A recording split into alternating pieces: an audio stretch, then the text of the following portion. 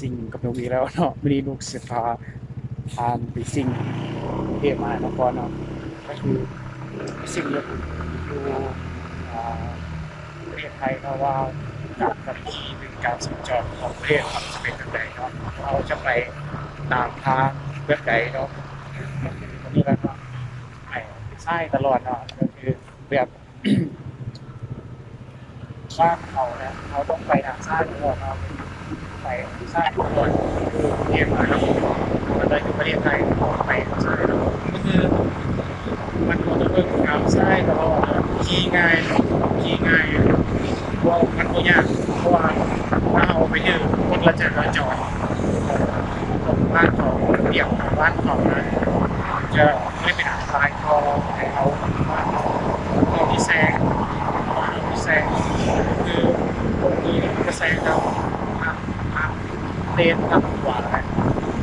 แซงแต่ว่าไปกันแซงก่อนแล้วไม่เนาะแต่ยากยากประเทศไทยเนาะไปประเทศไทยไปทางเลนซ้ายตลอดนะครับเลนซ้ายตลอดเยี่ยมไปเยี่ยมซ้ายไปซ้ายเราไปซ้ายเนาะไปเรียนถ้าไปเรียนคุณ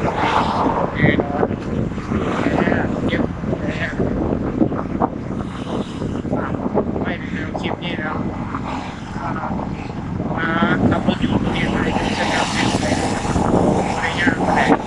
บางทีเราก็ต้องระวังไม่ยอมไม่เป็นอันตรายการแบบนี้ทางตัวใหญ่มากขับไปกับใส่พวงอะไรเพื่อใส่พวงอะไรไส้นะไส้ต้องใส่พวงไส้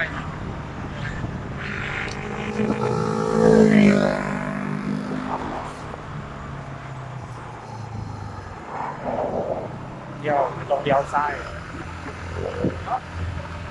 ถ้าเพื่อนคนไหนเนาะอยากมาซิ่งรถอยู่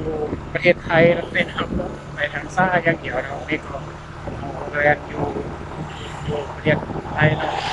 ได้ก็ขอฝากพิจารณาเนาะเพราะว่าไปก็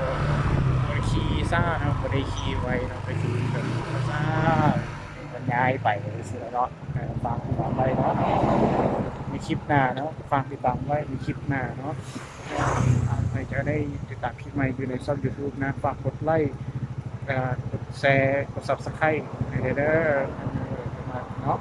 ติดตามข่อยเด้อติดตามข่อยเด้อ